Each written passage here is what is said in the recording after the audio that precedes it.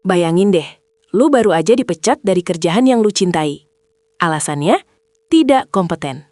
Padahal, kontribusi terbesar gue ke perusahaan itu nilainya nyaris 1 triliun rupiah. Bukan cuma angka, itu adalah paten teknologi yang gue kembangkan susah payah selama 5 tahun terakhir. Jantung perusahaan itu. Yang mecat gue, siapa lagi kalau bukan Rian, menantu CEO yang kerjanya cuma ngabisin anggaran kopi mahal. Dia emang gak suka gue, karena gue sering koreksi rencana bisnisnya yang isinya cuma angka bohong. Hari itu, Rian bilang, keluar, kita nggak butuh lagi insinyur kuno kayak kamu. Gila, sombongnya minta ampun. Gue udah pasrah, mau cari kerja lain. Tapi seminggu kemudian, ponsel gue rame bukan main. Ternyata, perusahaan itu baru sadar. Operasional mereka lumpuh total tanpa paten gue. Mereka buru-buru mau transfer kepemilikan paten kan? Masalahnya, itu nggak sesimpel itu, guys. Kita mundur sedikit. Kenapa paten yang gue buat ini bukan atas nama gue? Gini nih, dulu gue putusin paten itu didaftarin atas nama Maya, cewek gue. Waktu itu alasan gue klise, biar gampang urusan pajak dan menghindari birokrasi perusahaan yang ribet. Dan ya, gue percaya Maya 100%. Kita udah janji mau nikah, mau bangun masa depan dari duit paten ini. Jadi, secara hukum, pemilik sah paten 980 miliar itu bukan gue, tapi Maya. Dan perusahaan tempat gue dipecat itu sekarang harus bernegosiasi dengan mantan gadis gue sendiri. Menantu CEO itu langsung panik. Dia sadar, gara-gara emosinya, dia barusan membuang aset triliunan rupiah. Pertama, Rian coba telepon gue. Dia pura-pura manis. Aduh bro, kemarin cuma salah paham aja. Gue balas santai. Maaf ya Mas Rian, saya kan gak kompeten. Masa mau diajak ngobrol bisnis 980 miliar? Rian langsung putus asa. Dia beralih ke target utama, Maya. Dia nawarin Maya mobil mewah, liburan, dan uang tunai 5 miliar. Asalkan Maya mau alihkan paten itu ke perusahaan. Bayangin, 5 miliar dibanding 980 miliar potensi keuntungan. Penawaran yang konyol. Tapi gue sempat khawatir. Bagaimana kalau Maya gelap mata? Uang tunai 5 miliar itu bukan jumlah kecil untuk orang biasa. Gue akhirnya ketemu Maya di tempat biasa kita nongkrong. Sebuah kedai kopi di pinggir jalan.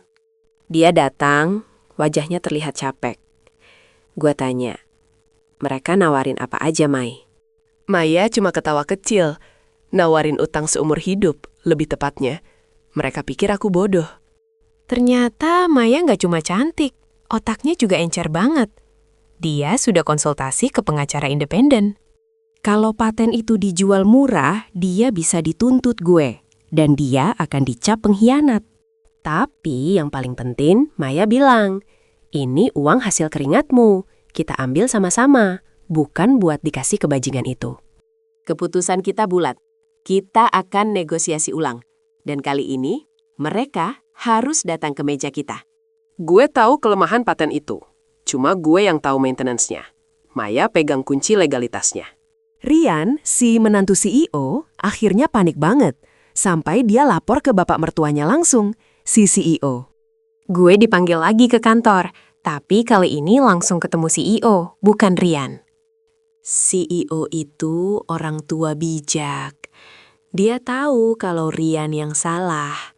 Dia bilang, maafkan kesalahan anak menantu saya. Loh, di situ gue baru lihat Rian.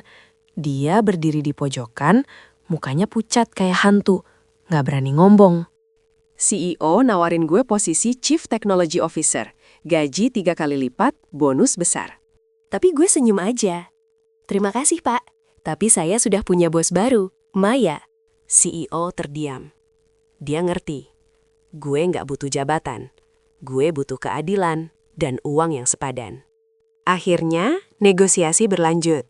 Bukan dengan gue sebagai karyawan, tapi gue sebagai konsultan teknis paten dan Maya sebagai pemilik lisensi. Kita minta royalti 15% dari semua keuntungan kotor plus ganti rugi pemecatan gue. Perusahaan nggak punya pilihan. Mereka setuju. Paten itu terlalu berharga untuk dilepas. Dan nasib Rian langsung dicopot dari jabatannya. Dia balik jadi staf biasa di departemen yang gak penting. Sekarang gue sama Maya sudah berhenti dari stres kantor. Kita mengurus paten itu dari rumah sambil traveling keliling Indonesia. Pelajaran yang kita ambil, jangan pernah remehin insinyur yang lagi jatuh. Apalagi kalau dia punya pacar yang loyal dan paten bernilai hampir triliunan. Gini nih, kalau main api sama orang yang otaknya jalan, kita dipecat, tapi malah jadi miliarder. Gimana menurut kalian? Apakah Rian pantas mendapat karma secepat itu? Tulis di komen ya. Jangan lupa like dan subscribe.